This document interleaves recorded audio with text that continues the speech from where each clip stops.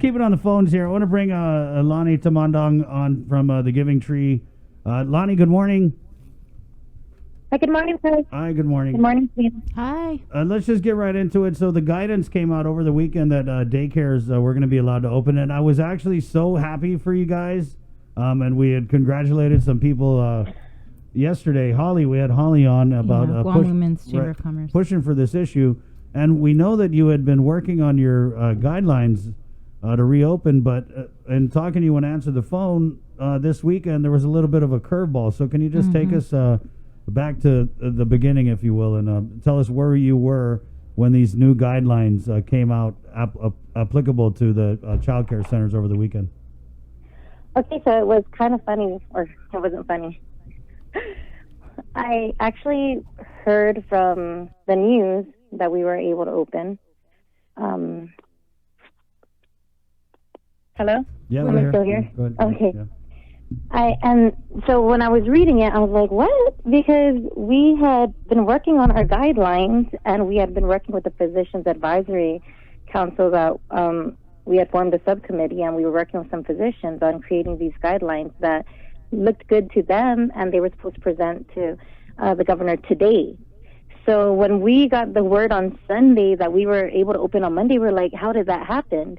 And then we kind of got the, all the information on what the guidelines were that we were opening on, and it's a big surprise to the child care industry because they are letting us operate on 25% of our capacity, and that's to include staff. Okay, so how child care works, this strategy is just not practical because I think when they decided to do this, they didn't take into account how child cares operate. I don't think anyone really was looking at this like, okay, we're going to open them up and they're going to be able to operate. It just doesn't happen that way. 25% our capacity, including a staff, that's to include a director. When we operate a child care, a director has to be on staff, and they're not counted as a ratio towards the children. So we're looking at an average child care that holds, well, let me just look at one of my centers. Right. We have 42, our maximum capacity is 42. So we're able to have 10 people in the center, and that's to include staff. So we have our director, then we have to have our teacher, a teacher's assistant, and it depends what age group is coming back because now we have 4 different age groups. We have an infant room, we have a pre-toddler room, we have a toddler room, we have a pre-K room. So they're not looking at it this way that, okay, so we're going to open up with 10 people. There's a director. There's 3 teachers. That's already 4 people.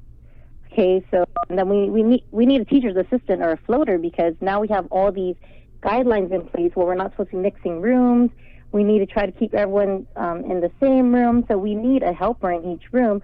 It's like, what are we going to take care of, like 4 kids, 3 kids, and then have the staff? It just doesn't make sense. It doesn't. Lani, it doesn't. It sounds like it's impossible for you guys. I mean, and that not just to open because you can open and do what you want, but like, how do you make money? I mean, not even make money. I don't even think we're talking about making a profit here. I mean, how do you? We're not going to make money, and here's the thing too. We still haven't received funding. Are we talking about the grant? No, the CARES Act funding that I was talking about. Right. Earlier on the show. Right. Yeah. So we talked to Tess from Public Health yesterday, and what she had told us was the block grant funding. Right? No, the CARES Act. There's funding there. No, it's all there. Right. But then they have the side money that daycare facilities can apply for the disinfectants, the PPEs, and they're still working on that. Well, I think they have the application process all figured out from what Tess said, and they've sent it over to the Attorney General's office for them to review. We keep hearing about it being at the Attorney General's office. That's where things go to die, apparently, because unless it's a fast-track superpower. I did want to just go back real quickly. You said that you guys were working with the Physicians Advisory Group on the guidance, and then, right? Was any of that discussed? Like, this 25%. We had met with the Physicians Advisory at Loop, and it was a few of us, some of us daycares that are part of the Child Care Association, and some weren't. and we had presented our guidelines that we had been working on, that we came up with, and it's a really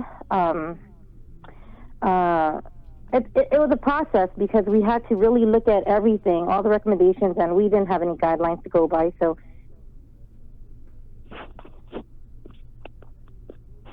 hello? That's just hello? me. Yeah, I'm just. Hello? Yeah, go ahead, Lani. Okay.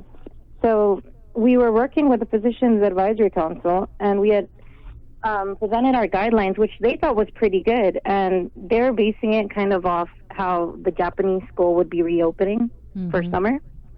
And they went over our guidelines. We met with Dr. Michael which is a pediatrician, Dr. Wen, Dr. Cruz, just a few doctors, and they went over and they thought that our guidelines were really good. It touched everything.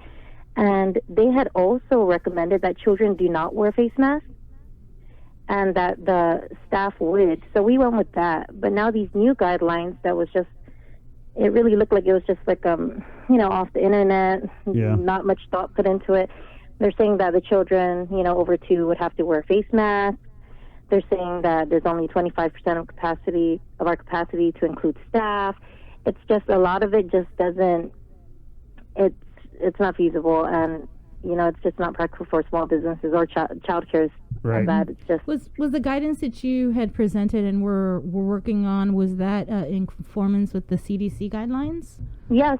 So it was. We took all the recommendations from CDC, and then we also just put together some of our own guidelines, what we know is needed, and we were even just on a Zoom conference call on Friday or Saturday with even Dr. Michael and we went over everything, and they said it seemed good, and they were going to present it today to the governor. So it was just like a curveball. We saw that we're allowed to open under all these things, and the crazy part about it is we're usually informed by our licensing officer, Department of Public Health, of course, before it reaches the media. So we were waiting to hear from them, and we still haven't heard from them. And since the reopening, and since the press release went out Sunday. So we haven't heard from them. And you've tried calling? No return call? No. Nothing? Yeah, there was a few child cares also that tried calling, and they even told me they didn't get a call back. So I think they're still trying to figure it out. I highly doubt that our licensing officer or anyone in the child care part even knew that was going to happen. So I think that's what they're doing. They're just trying to fix everything. What was the occupancy rate that you guys were suggesting? So we were talking with the Physicians Advisory Council, and they said we could start small if we'd like, but at our own, it's all our own private businesses. We all have different occupancies, how much we think we could do without being overwhelmed, just to, kind of test the waters or kind of like pilot it. So they were saying that it would be up to us to decide on the occupancy. I mean, this isn't like a restaurant or anything. How we look at occupancy, we have child staff ratios for babies that are 12 months and under. It's 4 children to 1 staff, so that's already 5, and then for 1-year-olds, it's 6 to 1 staff. So we have to, it just doesn't make sense to include the staff or the director at that in the 25% capacity. I mean, you're gonna you do all this to watch 2 kids, it sounds like. But you know what, Chris? I don't see a lot of child cares opening, and I'm hearing that there's not a lot of child cares going to open with this until that changes. But we are going to open on Thursday, and that's because we've done our surveys and we know that there are parents that need our care. I have a total of, between 3 centers, we service over 100 kids, but not everyone is coming back. Of course, not everybody needs the care, not everyone's comfortable enough, but we have been doing surveys, and there are parents that, they ask us almost every day since it started, have we heard anything new? They really need the child care. And so we are going to open all 3 centers on Thursday.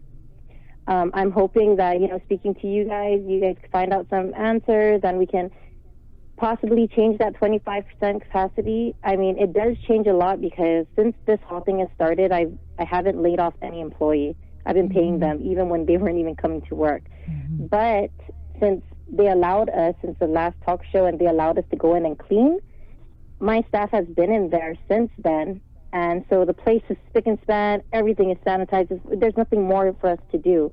You know, we have done everything. We have prepared. We even put hand washing stations outside the centers, put up a pop-up tent. We got all the thermometers. We got everything ready. And we've been communicating with our parents and letting them know that we're going to do our best and we're going to open as soon as they allow us to open, to be there for them. So that's what we're going to do on Thursday. I spent all night, you know, crunching the numbers and seeing what staff, what children we're going to take in, going over to survey at who's essential workers, who needs the care Monday through Friday, or if some of them only need it Wednesday and Friday. We're trying to accommodate at all angles. So that's what we're going to do. And we're just going to try to reach out to our licensing and figure out where we can go from there. Hopefully they can do something like if they could just, I don't know, take out the whole capacity thing, or not make it include staff. Right, you're right, because that's I mean, start, you know, it's crazy. Public health knows that you guys need a certain amount of people to meet your staff to child ratio. So you're right. I don't understand why that wasn't factored in. Yeah, it really is something, because I can't believe they didn't tell you guys were reopening. I just think it was that just via press. Well, no, actually, I can. Because you can believe it. I said that, but then I realized what I said, and I'm like, no, I can believe it. I mean, Lani, we've seen this so with these guidelines. They drop a bomb of guidelines over the weekend, and then they say, oh, you can open. And then when we go back to the businesses, they're like, oh, wait a minute, we can't even understand these guidelines. Or in your case, they don't make sense. They don't make sense. We're trying to make something happen with this. Right. And so on our end, needing to open, but like, we get these guidelines and we don't necessarily know that there's a problem until we talk to you guys. So maybe we need to do a better job, Bree, of getting these the people who are putting out these guidelines to come on and explain them. Yeah, we do. Because, you know, I mean, we try. And that's the thing. We try. We haven't seen a press conference since, I don't even know anymore. We have so much people congratulate us, like, oh, you guys can open. Right, Congratulations. That's what I did yesterday. I was like, hey, let's get you on and we talk about, the only one, you know. It's kind of like this feeling like, right. I mean, Lani, I was going to be like, hey, send us some pics of the kids and, you know, we'll play them over the interview. And now I'm just pissed off. Yeah, Thanks. really crazy. So we're going to continue trying to reach out to them, and hopefully they give us some answers and they change some things. And then again, with the children wearing masks, that's crazy. They just had a whole advisory. They just sent a damn advisory was it last week? They sent out an advisory saying don't let kids wear masks. Even Dr. was on our show. All the physicians at the meeting, they all said that they weren't for children wearing masks. So I'm hoping that they still meet with the governor today and put that in and let them know that, you know, we should change that out, because, you know, it's just not safe. And now we're going to operate with less staff, and then, you know, we're having all these kids in masks. They haven't been in childcare for how long? They're going to be crying. They're going to be needing to blow their nose. They're going to be choking up. It's a scary thing. They're going to come back and it's all new. They're not going to see any of their friends because it's probably just 5 of them or 4 of them. And then they're all wearing masks. And the teachers are wearing masks. It's crazy. And I mean, it's crazy when they just put out an advisory saying it's dangerous to let kids wear masks, and now part of their guidelines is to make the kids wear masks. Anyway. And that's what happened to that person that messaged me on Facebook about Revan Tax. He drove all the way from Maritza to go to Revan Tax, and they told him he had his child with him, I think 5-month-old baby, and they're like, oh, you can't come in because your baby doesn't have a mask on. And it was like, oh, you're going to put a mask on this 5-month-old baby. So he had to leave. Yeah. And he was very upset. A 5-month-old baby? Yeah, I believe the baby was 5 months not old. Not recommended by CDC or anybody for children under 2. Like, they can't even remove it themselves. It's know, not. they can't breathe. And we reached out of the. I can't breathe in a mask. I watch you guys on the show in a mask the whole time. I'm like, you guys go ahead and take a break. Yeah, we're gonna take a break right now. Like, it's hard. Imagine children. Yeah. We're not saying people don't wear masks. We're No, talking no, about yeah. children. Yeah, we're not those people to be like, don't wear a mask. Okay, Lani. Well, we'll follow up on the CARES Act funding that's at the AG's office. AG, let's go. Let's move it. And also, hopefully you guys can get someone on from public health and bring up this 25% operating and capacity. That sounds like a Linda DeNorsi type of question. Yeah, we've been trying to get Linda on. She doesn't want to go on any talk shows because she's worried. She forgot the signature call thing. To recall something. I got to tell her, like, we're done. We're not going to ask you about that. Just come on and answer some questions. Yeah, please, because, child care's me too. It is. I mean, it's bad enough they put us together with massage parlors and bars. And all that other and stuff. even we had a person from Porky's Bar yesterday. They had no idea that they were going to be opening or allowed to reopen Friday. It's like, so you didn't get a heads up. I mean, I'm thinking like they would, do some videos and maybe have like a bar setting or a daycare setting. I mean, if you're going to open your daycare, you would have to do this. But instead, we do other videos that probably don't serve as it useful just felt like a slap in the face because they said we couldn't open because there was no guidelines at all. Right. And then they said work on our guidelines and submit it. And we went all the way to Adelup. We created a subcommittee. We met with these physicians. We spent, hours on this. And then we never even made it to the governor. And they just threw out these guidelines that are just, they're very general, just probably copy and paste off the internet. And they didn't put too much thought into it. It's kind of... It's a little disappointing. Well, we hear you, Lani, and thanks for touching base, and let's keep it up. Let's touch base this week and let me know what happens. All right, thanks, Chris. Wash your hands. Take care. Okay. 7:49. Yeah, it's something else. It's something else. It's just I need to go get my wand. I mean, dude, what is it? We had Joe calling in. He's upset, and then we find out there's boxes of unprocessed applications over at DOA. Now we're finding out the guidelines are a day. You got to feel for them, though. They've been working on these guidelines. And because people lie. I mean, it's not just... It's like, here's our guidelines. And then he's like, okay, but this is what we're going to do. Give me that again. Here's our guidelines. Yeah, okay. Well, here's your guidelines. There you go. There's your guidelines. Right there. Right here. It's right here. All right, we're going to take a short break. We got to go breathe. Yeah. Right? Get some air. I'm getting lightheaded. It's 7:49. Good morning.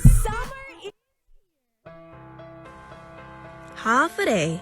When it comes to applying for unemployment benefits, as it relates to the Pandemic Unemployment Assistance and Federal Pandemic Unemployment Compensation Programs, the first thing you'll need to do is create an account